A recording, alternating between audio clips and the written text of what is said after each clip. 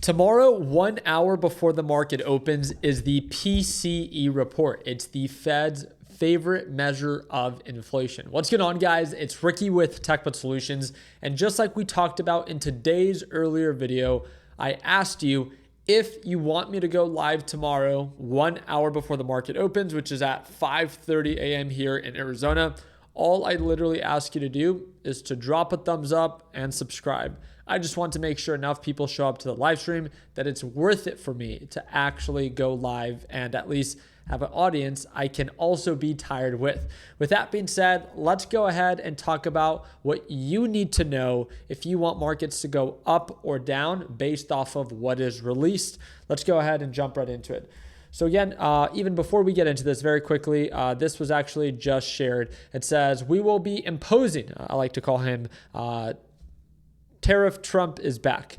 We will be imposing a 50% tariff on all kitchen cabinets, bathroom vanities, and associated products starting October 1st, 2025. Additionally, we will be charging a 30% tariff on upholstered furniture. The reason for this is the large-scale flooding of these products in the United States by other outside countries. It is a very unfair practice, but we must protect for national security. I don't know how this is for national security and other reasons, our manufacturing process. Thank you for your attention to this matter. Okay, so just want to make sure that you guys were aware, Tariff Trump is back, at least for now, and this was one of his most recent updates. All right, let's get back into it.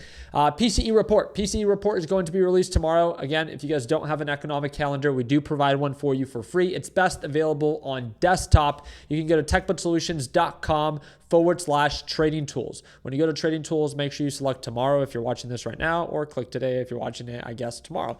With that being said, 1 hour before the market opens, so at 8:30 a.m. Eastern time, we have the PCE report. The Federal Reserve has made it very clear. This is the Fed's favorite measure of inflation. So if you want markets to go up, what needs to happen? Where does the report need to come in at?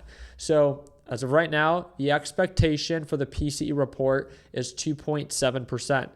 Our current is 2.6%. So we expect to go from 2.6 to 2.7 for overall PCE. And then there's core PCE. That's expected to experience no change from 2.9 to 2.9.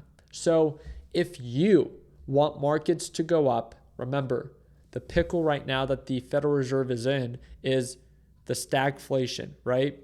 They have rising inflation and weakening labor market.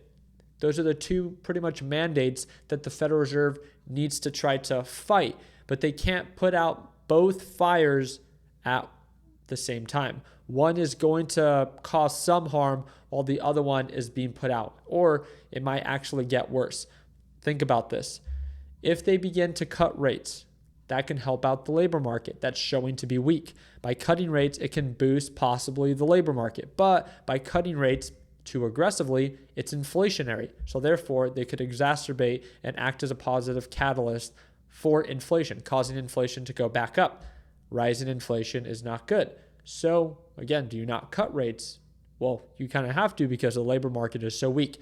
That's the pickle. So I just wanted you to understand that if you want markets to rise tomorrow, you want inflation to come in lower than what these expectations are. You want overall PCE to come in lower than 2.7%. You want inflation low to show, because again, the Federal Reserve is data dependent. They're not like the president right now where it's just based off of opinions or, they think that's something. No, it's data dependent. If data supports a rate cut, they'll do it. And if this data tomorrow gets released and shows that inflation is not rising, that can support a more aggressive rate cut to come.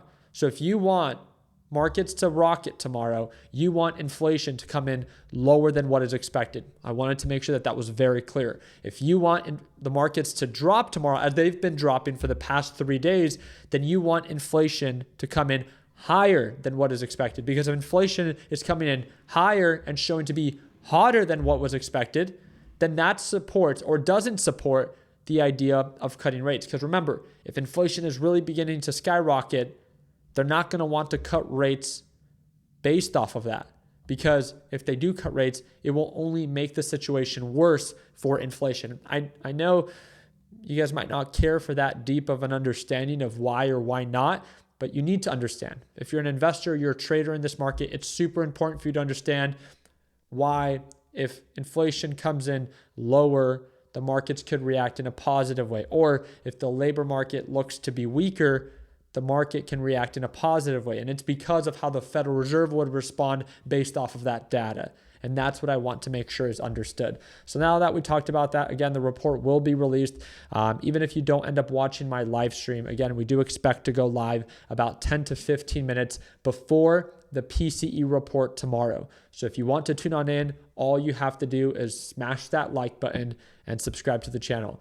But it's bea.gov and then / news 2025, personal income and outlays of July of 2025. This will update, and then this will actually be reporting for the month of August, and then we'll be able to go through the actual report itself. So again, if you guys want to check this out, tomorrow, 15 minutes before the report comes out, we will be going live, which is 1 hour before the market opens.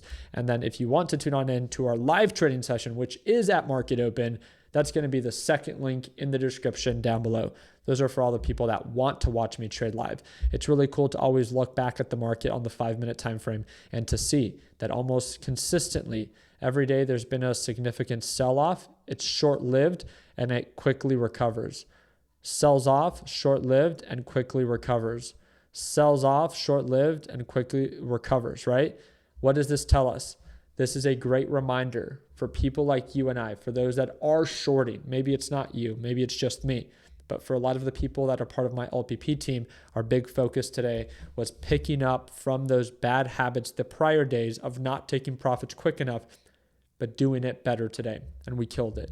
We did a really good job. Anytime markets sold off, we weren't greedy. We took profits because we knew that markets were bound to recover. Markets overall on the larger time frame are more bullish than bearish. They're eager and they're desperate to recover. So tomorrow, if they get the economic data that they've been looking for, the past 2 to 3 days that we've been selling off can all be wiped away and the market can fully recover back to making all-time highs if economic data supports it. That is how irrational markets are, and we have to respect that.